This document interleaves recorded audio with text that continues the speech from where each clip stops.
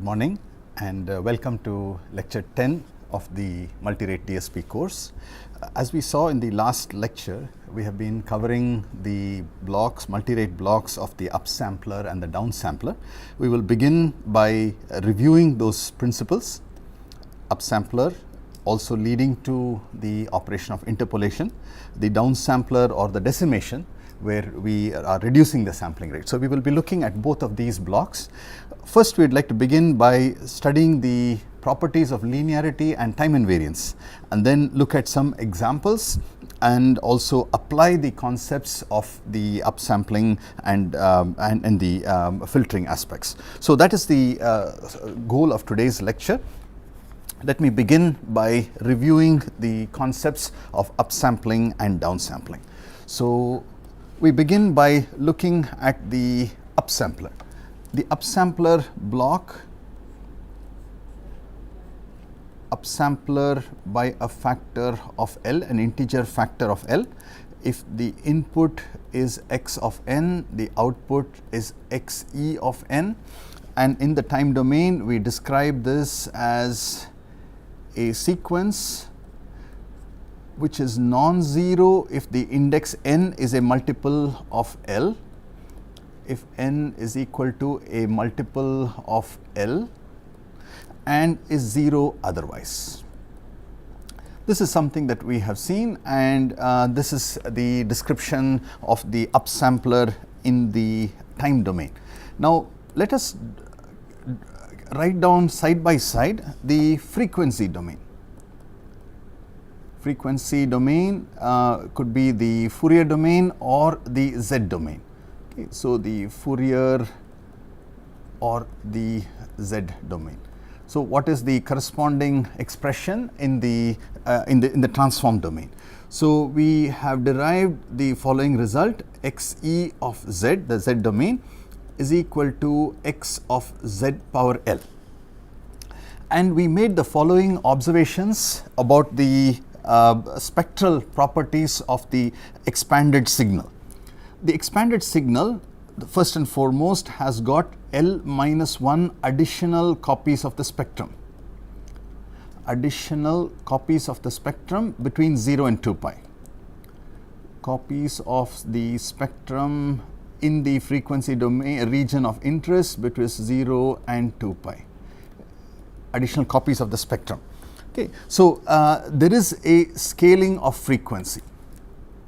So, inherently there is a scaling of frequency, and we also note the additional aspects that these multiple copies do not overlap in frequency, no overlap of the copies of the spectrum.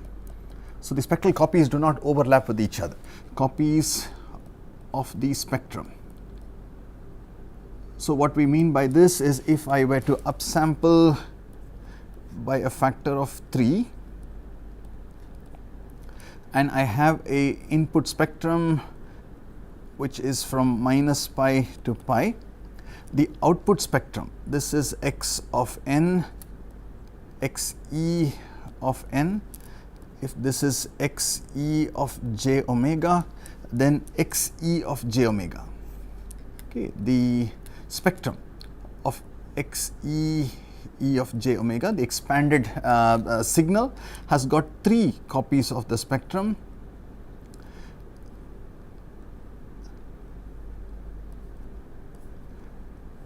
Okay, so so this is 2 pi. Similarly, for this one, we will see the copy copy of the signal at 2 pi. Here we have copies of the signal at 2 pi by 3 and at 4 pi by 3. Okay, so we have the additional copies, but notice that there is no overlap of the spectrum. This is what we mean by that. And as a result of this, we can also state that there is no loss of information. No loss of information, which can be also deduced from the time domain equation, because we have not lost any of the original samples. All the original samples are retained. So, in this block, all original samples of the signal x of n. All original samples of x of n are retained. So, there is no loss of information, and this is an important difference between the upsampler and the downsampler. So, this is the a comprehensive summary of the upsampler.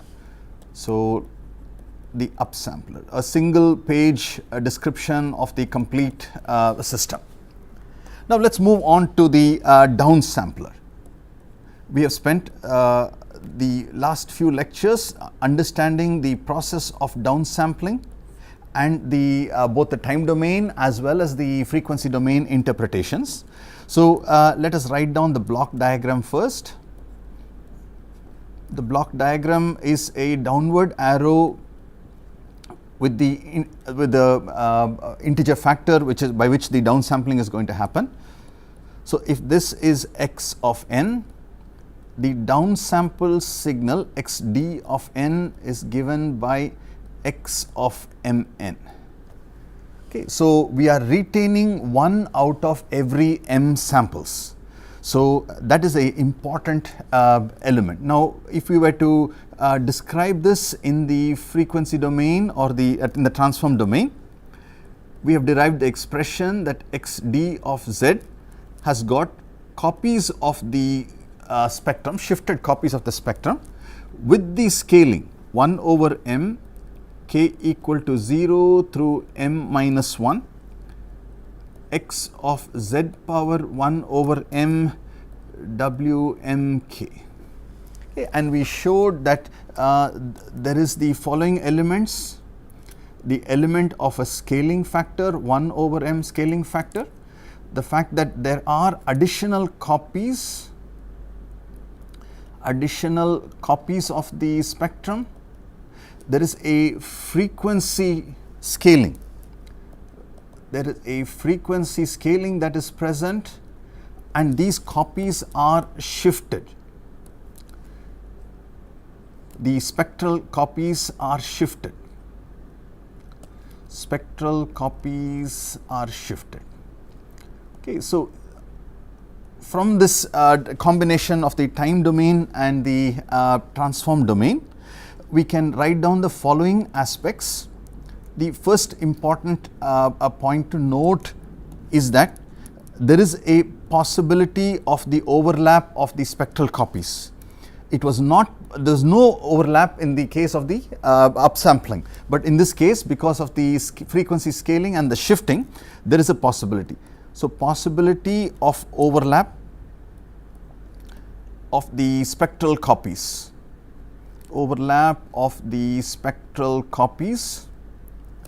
and this is what we identified as aliasing. Previously, we identified this overlap of this is the distortion that we refer to as the aliasing distortion.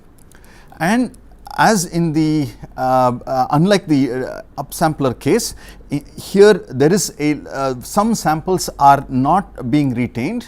So, we can make a not all samples of x of n are retained. Samples of x of n are retained, and as a direct consequence of that, we make the observation that there is a potential for loss of information,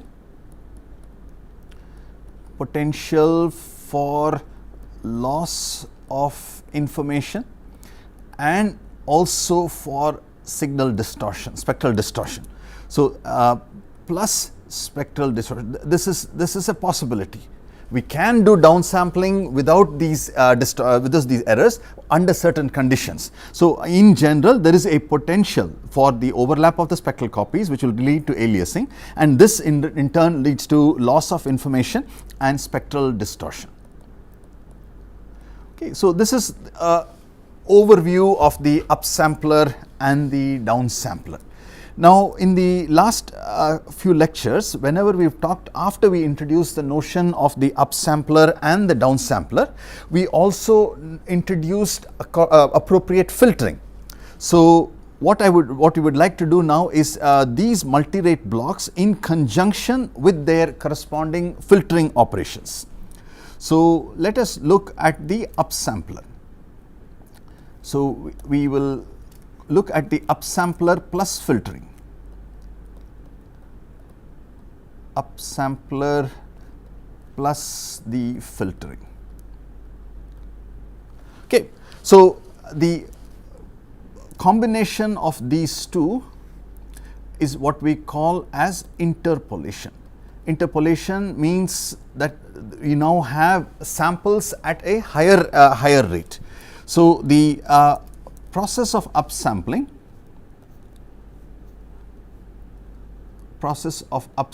by a factor of L, this is x of n, xe of n, the upsampled or the expanded signal, followed by a appropriate filter. This is a what we call as the interpolation filter. Interpolation filter, this will then give us the output which can be written as xi of n. Okay. The role of the interpolation filter, is to remove the unwanted images that are produced by the upsampling process. Additional L-1 images copies were produced.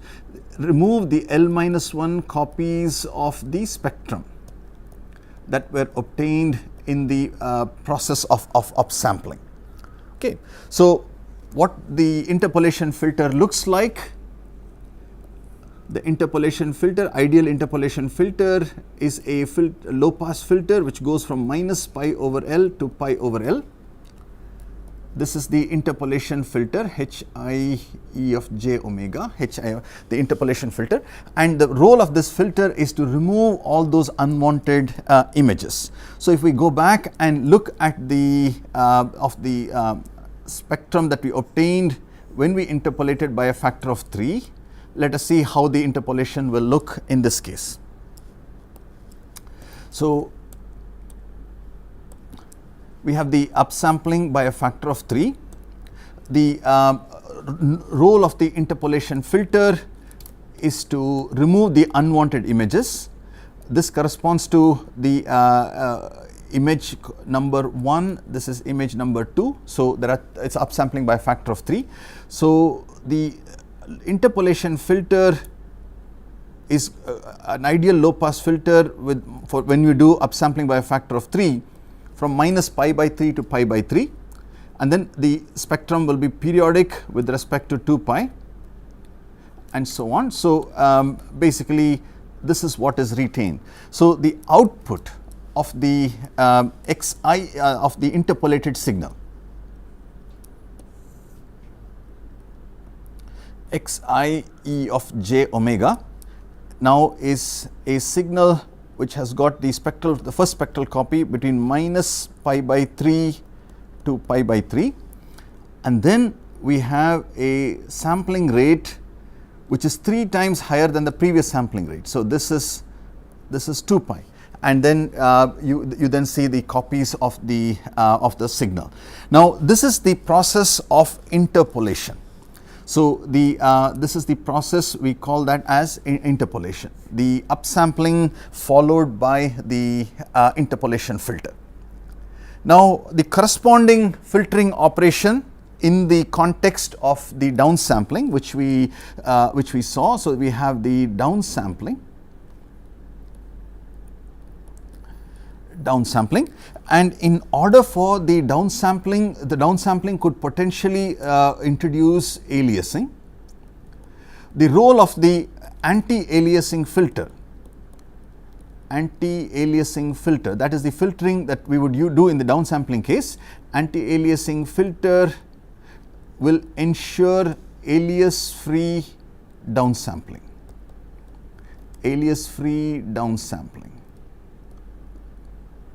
And as we saw in the last lecture, the downsampling process produces a stretching of the spectrum.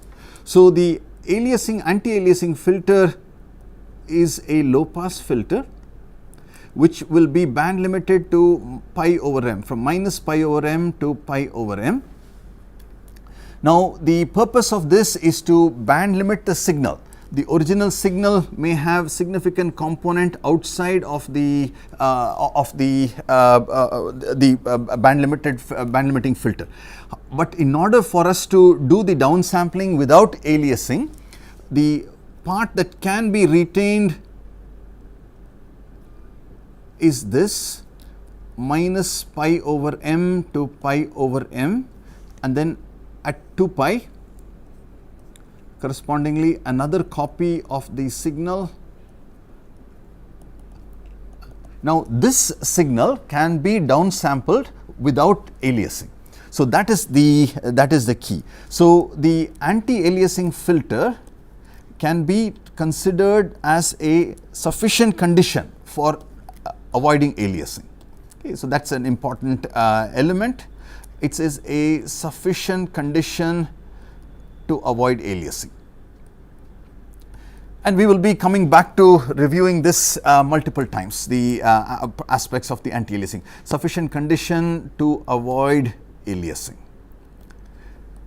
Now, you can easily work out the stretching of the spectrum that is to be done for the downsampled signal. You can also look at the shifted versions of the signal, and then you can do the stretching of the spectral components, and you can find that there will not be any the aliasing that is present in the signal. So, this is a very, very important aspect, the aspect of upsampling and downsampling. So, this is upsampling, the downsampling part, the upsampling with the filtering, which leads to interpolation, which gives us a higher sampling rate, and the alias free downsampling, which gives us a reduction in the sampling rate. So, the general block diagram that we should be looking at whenever we are doing the upsampling, doing the interpolation, will be upsampling by a factor of L and followed by a low pass filter. Okay, the low pass filter will be from minus pi over L to pi over L, and this is the signal. If this is x of n, we will get a signal xi of n. This is at, if this is at a sampling rate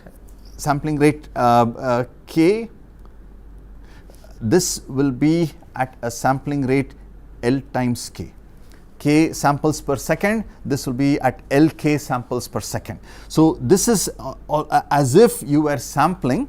If the original sampling period was Ts, this corresponds to Ts over L. So, if you remember, we talked about a C to D block. C to D block, in the case of we have a continuous time signal and we obtained x of n, and this used a sampling rate of Ts.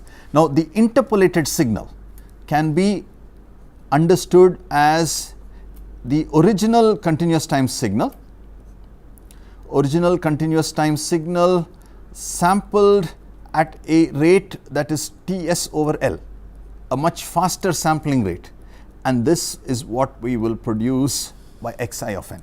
Now, what we have done is produced xi of n from x of n directly in the discrete time domain, but however the underlying the process and the visualization of what the change in the sampling rate can be seen in this picture. Now, correspondingly, if we had wanted to capture the downsampling part, then what we would have to draw is the anti-aliasing filter. This is the AA filter. Anti-aliasing filter is also a low pass filter with cutoff pi over m. So, basically it is has a gain of 1 in the range minus pi over m to pi over m. This followed by the downsampler, and this is the alias free downsampling. Okay. So, this is, if this is x of n, then this is a band limited signal, band limited to the pi over n. So, let us call this as x prime of n and this as x of n. If this is band limited, then we can do alias free downsampling, which is given by x d of n. So, this is the complete picture of the upsampling and the downsampling, and I hope you are able to relate the concepts with the information that we have discussed. Now we move on to a very important assessment of the processes that we have just introduced. This is the understanding of the properties of linearity and time or shift invariance. Okay, so time invariance, that is what we refer to in DSP LTI. If a system is, so this is denoted by the acronym L, this is by TI. Sometimes it is also called shift invariance. Maybe I can just write that down.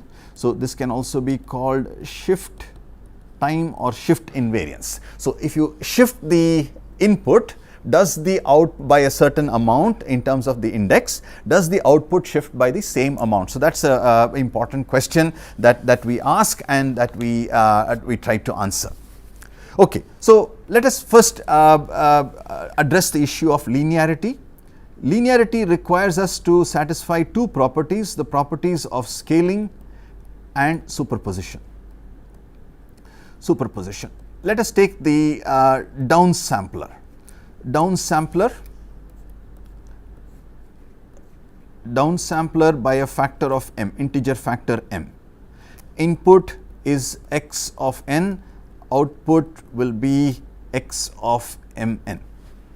Okay. Now, if I had an input x1 of n fed to my downsampler, so I will just put the box here to indicate the operation that is being carried out.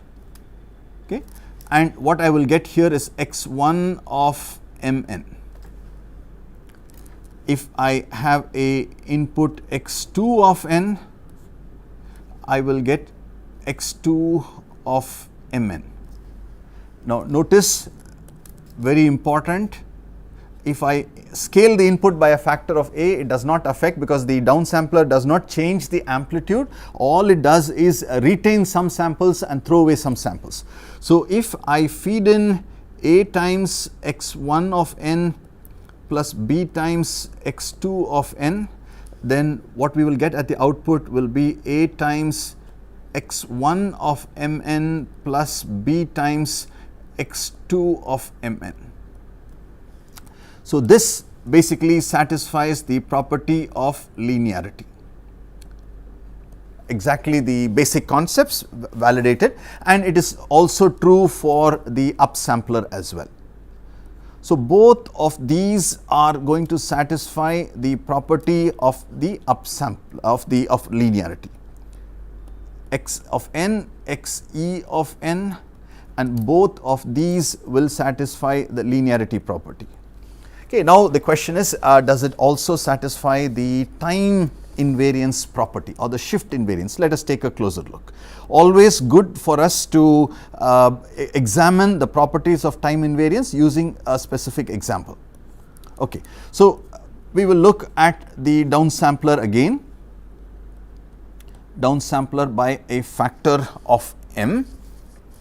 Now we know that if I feed in x of n, I am going to get the output which is xd of n, which is equal to x of mn, okay, retaining 1 out of m samples. Now the question is, if we shift the input x1 of n by some unit, some number of units of time. Let's take the simplest case. I am shifting by 1 unit of time. Now the question is, does the output also get shifted by 1 unit of time? So first let's answer the question, what happens when you shift the output by 1 unit of time?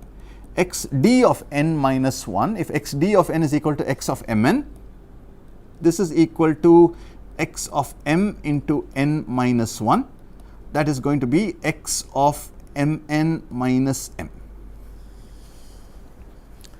Okay, so this is a important observation that we make. So shifting the output by 1 unit of time gives us this particular expression. Now what happens when we shift the input by 1 unit of time? So if I pass my input x1 of n to the downsampler, it is going to produce for me x1 of mn. Okay.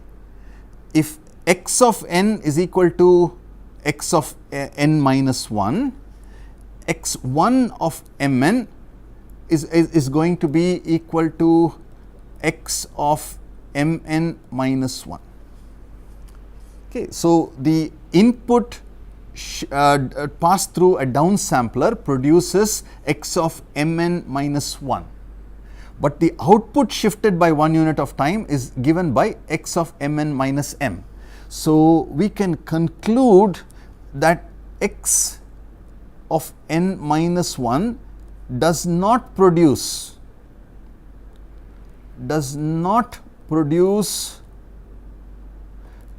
xd of n minus 1. It does not produce. So the shift in the input is different when the output shift when I shift by 1 unit of time is different from shifting the output of the original output by 1 unit of time.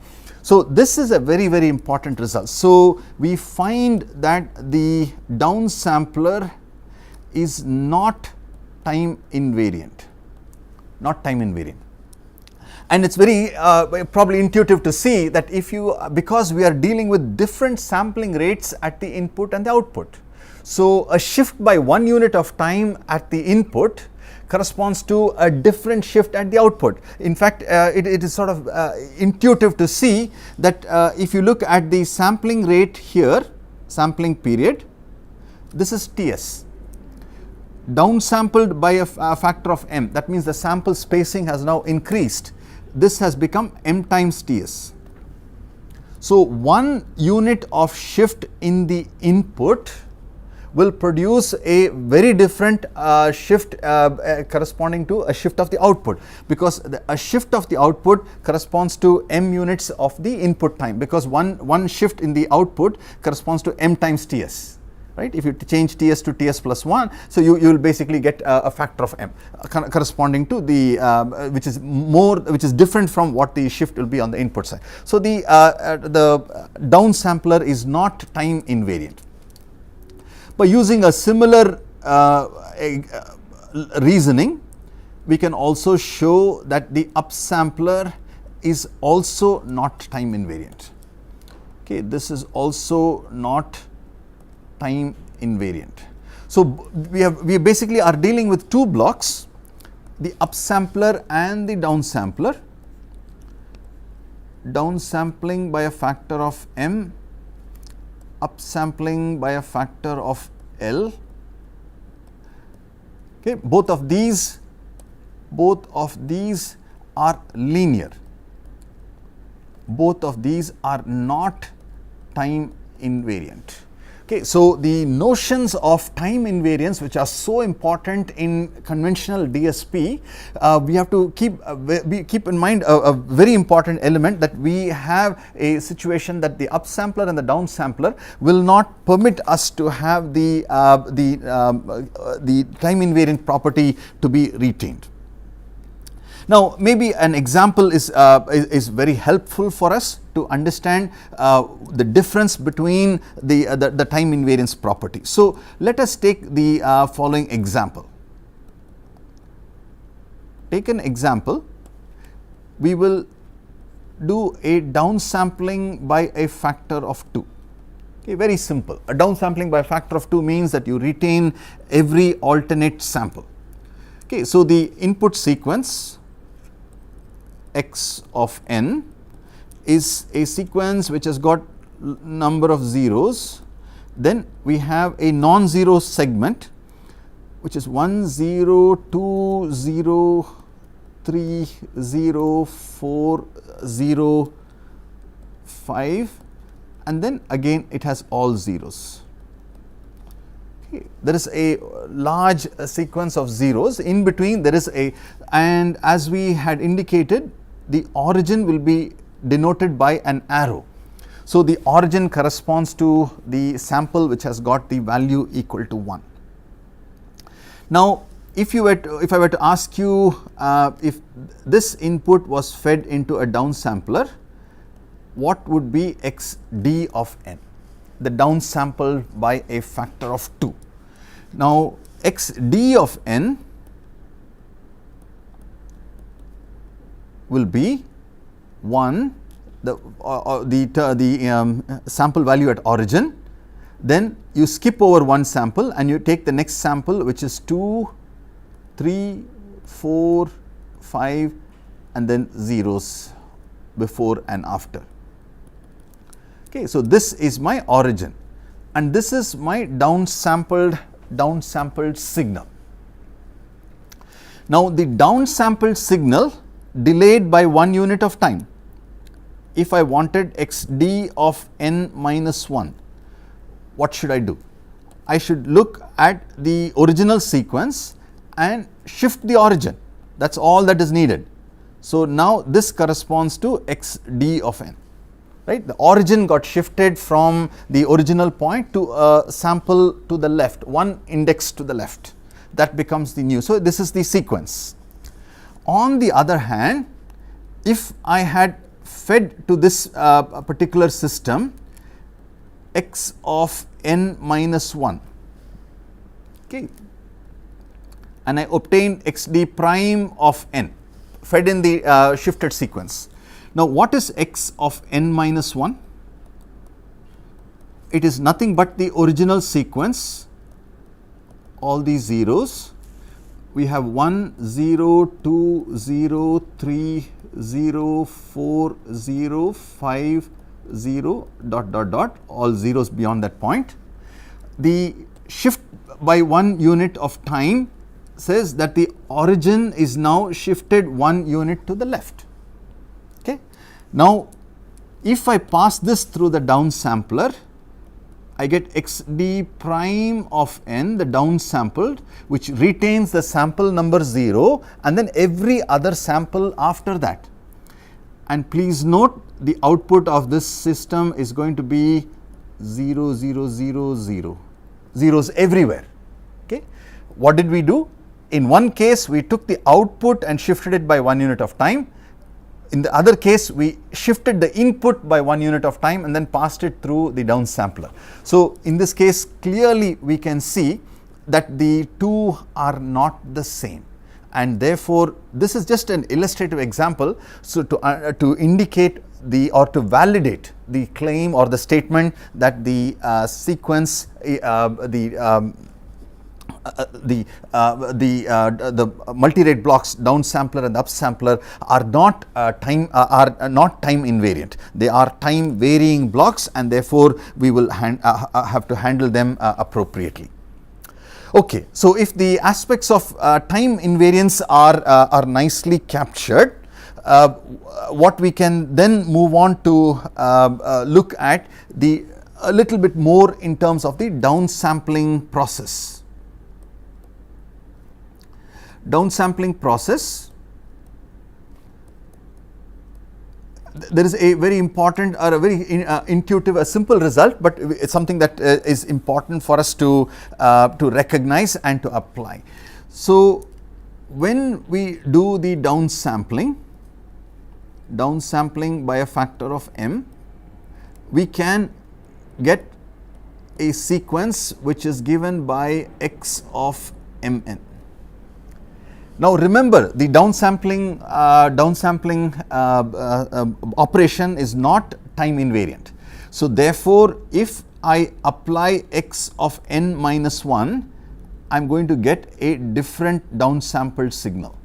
If I apply x of n minus 2, I will get another different signal, x double prime of mn, and so on. So, typically when we have a downsampling by a factor of m, we can get we can get multiple output downsampled sequences. We can obtain multiple. And how many such downsample sequences, distinct downsample sequences that we can get? There is a total of m possible sequences, downsampled sequences. Okay, that's a very, very important result, and this can also be viewed and understood in the mathematical context. If you recall, the way we obtained the downsampling process. Okay, let us just review that part. So, the downsampling process, we introduced a comb sequence Cm of n, and this has a value 1 over m summation k equal to 0 to m minus 1 w m minus k n, and this is equal to a1 if n is equal to a multiple of m equal to 0 otherwise. Okay, so this is a very important result, because this produced for us a sequence which had a 1 at origin, then it had zeros at 1, 2 and so on all the way to m minus 1, and then again had a value of 1, again zeros all the way until you reach 2m and so on. Okay, so this is the sequence. This is Cm of n. This is Cm of n. So basically, there are a series of ones followed by interspersed with m minus 1 zeros. So there are m minus 1 zeros between these non-zero values. Now, when we multiply the input sequence by this comb sequence, what it does is it removes m minus 1, nulls out these m minus 1 samples, and then we retain only the non-zero samples. So basically, this is what produces for us the downsampled sequence. Now, a very, very interesting result is what happens if you look at Cm of n minus 1. Okay, the expression will now become 1 over m summation k equal to 0 to m minus 1 Wm minus k times n minus 1. So basically, the same result, this will be equal to 1 if n minus 1 equal to a multiple of m equal to 0 otherwise. Okay. Now, n minus 1 equal to a multiple of m means okay, n is a if n minus 1 is a multiple of m. So, n is equal to n minus 1 is equal to some integer multiple k times m, and n is equal to k times m plus 1, where k equal to 0 plus minus 1 and so on. So, if you were to now look at which are the indices that will be non-zero, you will find that a very, very interesting observation. This will have a 0 at 1 and will have a 0 at m plus 1. So, this is 1, m plus 1, zeros everywhere else, and then at 2m plus 1 and so on. Okay, so this is the other sequence.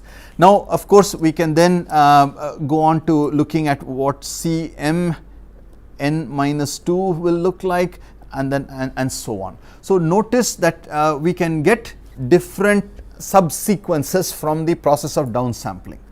But if you go beyond the, for example, if you go until Cm of n minus m, if you have reached a shift of m, you will find that this is once again related to the original downsampling sequence, comb sequence. So what we get is m possible sequences when we do downsampling by a factor of 2. So, maybe an example would be helpful for us to visualize. Let us take the following sequence. Example, we are going to look at downsampling by a factor of 3. Downsampling by a factor of 3, and the input sequence x of n is given by 1, 2, 3, 4, 5, 6, 7, 8, 9, and then zeros after that. Okay, and the origin is indicated here. Okay. Now, when we do the conventional, if you multiply by C3 of n times x of n, this sequence will be 1, 0, 0, 4, 0, 0, 7, 0, 0, 9, right. 5, 6, 7, no. Well, no, the last one is actually 0, yeah, 0, dot, dot, dot. Okay. Now, if we downsample this, downsample by a factor of 3, the sequence that we will now get will be 1, 4, 7, with the origin being here, with the origin being here. Okay. Now, let us look at one more sequence. C3 of n minus 1 times x of n. This will be 0, 2, 0, 0, 5, 0, 0, 8, 0, 0, 0. Okay. Now, if I pass this through an advance operator and then downsampled by a factor of 3. Okay. What will we get? We will get the sequence 2, 5, 8, 0, 0, 0, with this being the origin. Now, why did we use the advance operator? If we did not use the advance operator, and if you had just downsampled this by a factor of 3, then what? So, if you had taken this sequence and downsampled it by a factor of 3, the output would have been 0, 0, 0, 0 everywhere. Basically, you would have only gotten the all the 0 valued samples. So, the advance operator sort of pulls in. Similarly, if you have C3 of n minus 2 times x of n, you obtain this, then do an advance operator of 2 units of time, downsampled by a factor of 3. This sequence will be 3, 6, 9, and so on. Okay. So, you can see that when we did the downsampling by 3 from the original sequence, we got a sequence number 1. Sequence number 1 is obtained here. Sequence number 2 was obtained here. Sequence number 3 is obtained here, and any further shifts would have produced the will go back to producing the one of the sequences already obtained. Now, what we would like to do is build on this understanding and also and develop it into a concept that we are very comfortable with. So, let us take a quick look at what we can do with this particular concept, and then develop it into a system that we can leverage fully. Okay, so this is an example where we will split a system into even and odd signals. So, basically our input is going to be split into 2 parts, to even and odd, and then we will develop that. Okay, so an input signal split into even and odd signals. Okay, so a signal x of n, which we will split into an even sequence and an odd sequence. Okay, basically through the process of downsampling, one of them will retain all the odd values, other one will retain all the even values. Okay, so let us see if we can capture this in the following manner. X of n is equal to x prime of n plus x double prime of n, where x prime of n has all the even samples. X prime of n is equal to x of n if n is even, equal to 0 otherwise.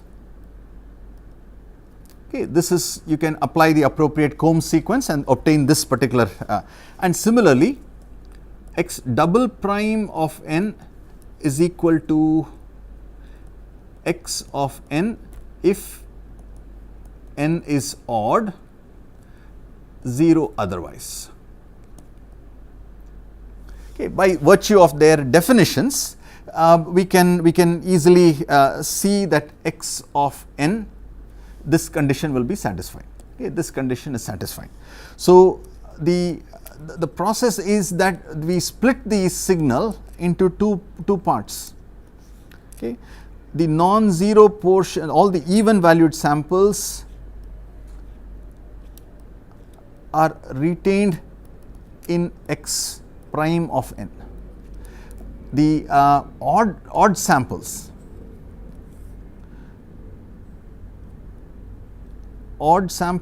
are retained in x double prime.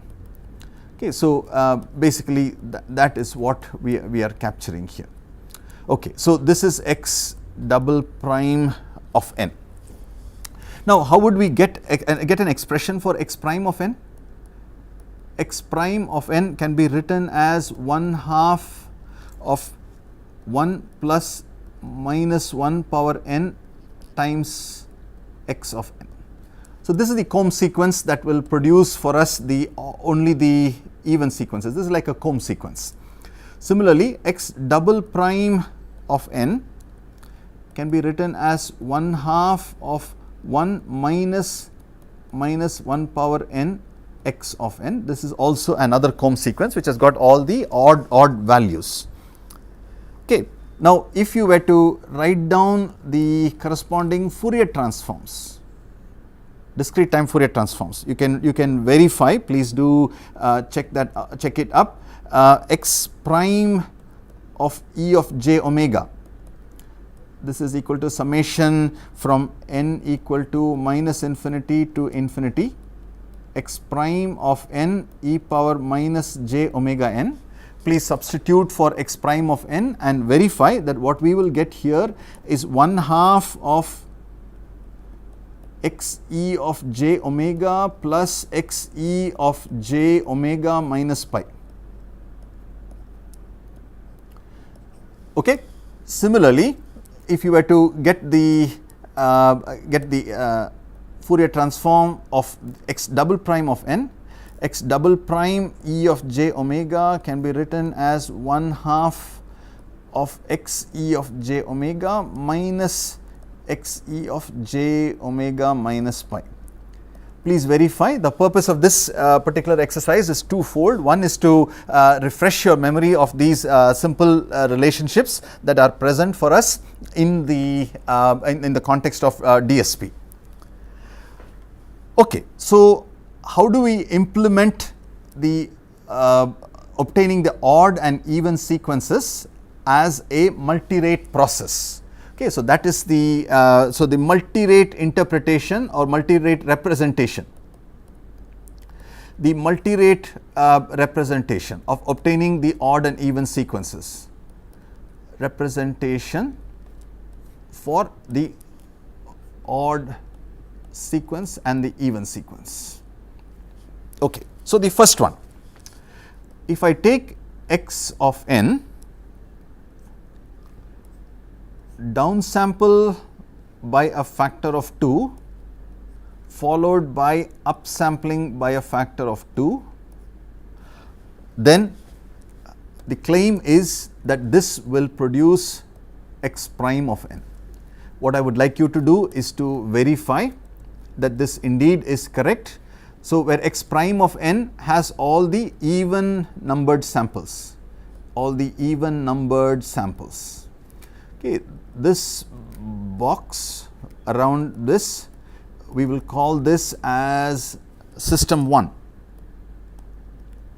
System 1 takes an input sequence and produces an output sequence in which only the even samples are non-zero, the odd samples have become 0.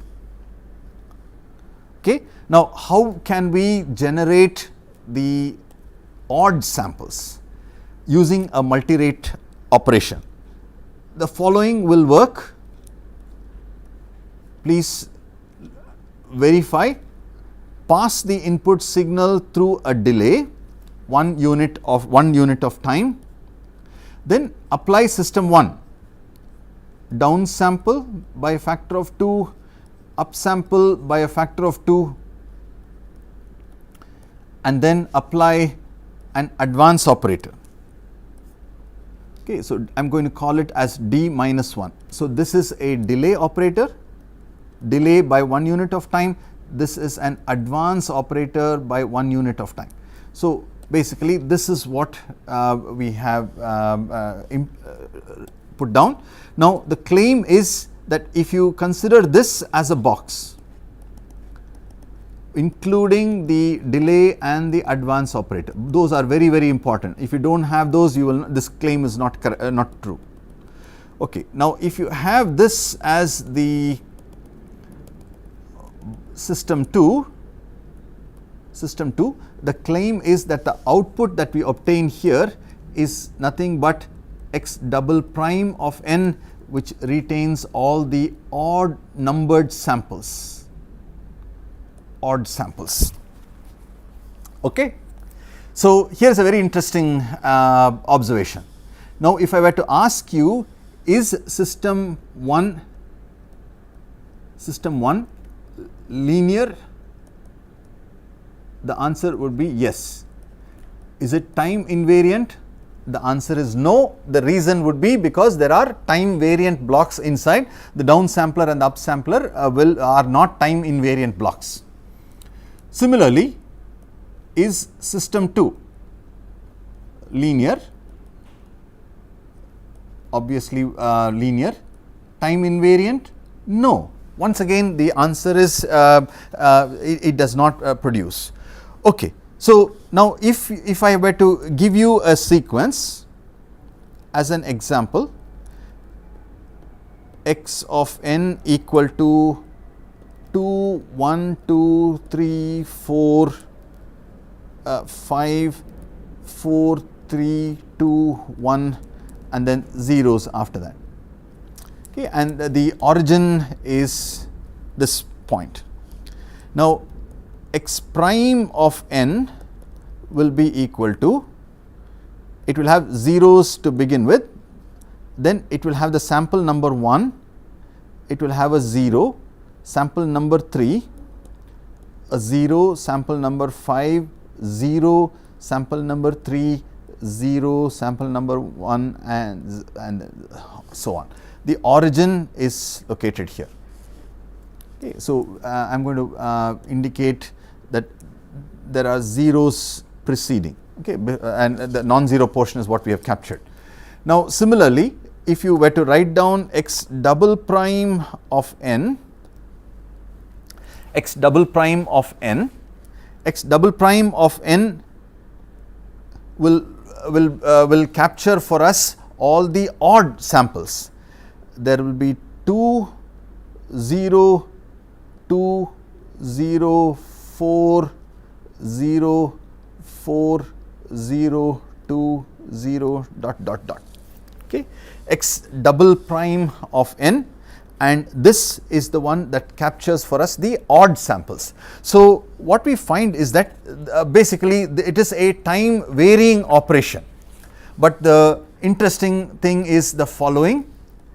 If you can combine these two operations, take x of n,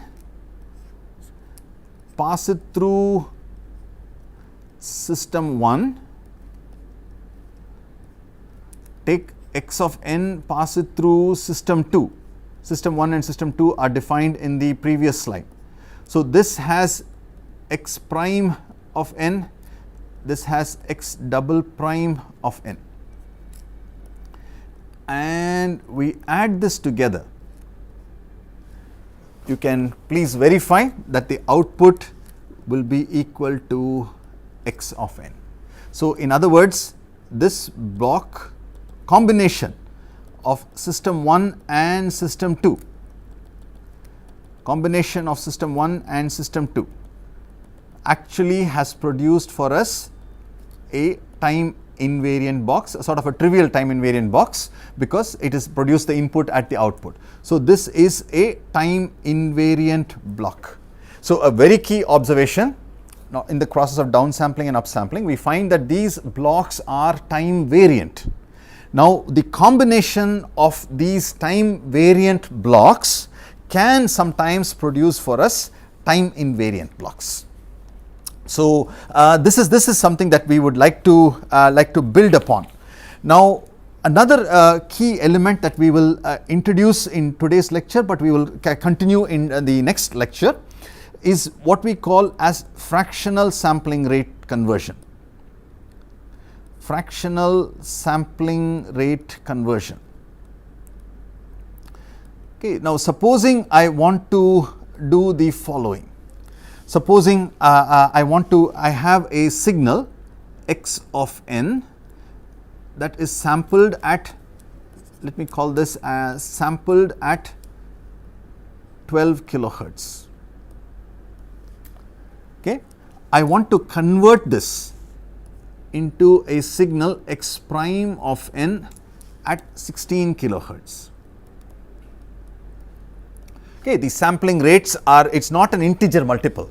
So the sampling rate that by which sampling rate conversion, sampling rate change is not an integer. So in our case, it will be 12 kilohertz sampling rate multiplied by 4 divided by 3, this will be equal to 16 kilohertz. So the sampling rate conversion that we need to achieve is not an integer multiple. So we cannot use only an upsampler or only a downsampler. What we find is that we would have to use an upsampler and a downsampler. So obviously when you want to implement this, I can implement the upsampler first, upsampling by a factor of 4, followed by downsampling by a factor of 3. Now this is one option that is possible. A second option that is possible is when I have to do the downsampling first. Do the downsampling by a factor of 3 and upsampling by a factor of 4. Now are these two the same? Are these two the same? Will they produce the same output? Will they produce the same output? Important question. What I would like you to do is work through what will be the intermediate signal in this case, in each of the two cases, and what is the final result. So in both cases we are going to apply x of n, and let us say that we are going to get x1 of n as the output of the first branch. In this case it is going to be x2 of n. The intermediate signal, let's call that as x1 prime of n, and this is going to be x2 prime of n. Now please write down expressions for x1 prime of n, x2 prime of n, x1 of n and x2 of n. Will they produce the same output? Okay, please look at it mathematically because it's very hard to visualize it, diagrammatically. Write down the expressions, time domain, and then we can analyze. Now in other words, is x1 of n the same as x2 of n?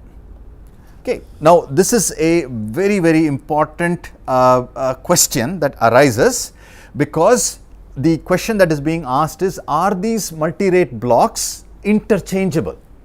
Okay. When we saw LTI systems, we noted that LTI systems can be interchanged without affecting the output. These are time variant blocks. Can we interchange them? So the answer will be a very interesting result which we will obtain in the next class.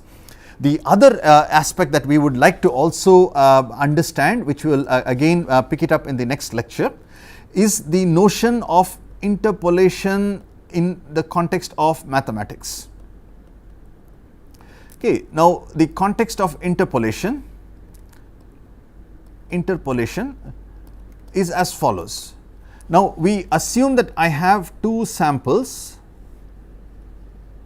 and I ask you to interpolate the signal or reconstruct the signal, and very often we will do a linear interpolation. Basically we will say that these are the samples and we are going to do a linear interpolation. Now can this interpolation be interpreted? Can this be interpreted in a multirate context, in a multirate DSP context, and if so, what is that context? Very, very important for us to understand, because effectively what we are saying is produce a large number of intermediate samples, right? That's what we are, even in the discrete time, that's what we are saying. Can you produce a large number of discrete time samples through linear interpolation, and that can it be interpreted or can it be expressed as a multirate operation? The answer turns out to be yes, and we can also get a lot of insights into when linear interpolation is a good option for us. So with that, we will conclude today's lecture, and we will pick it up from here in the next lecture, which will be lecture 11. Thank you very much.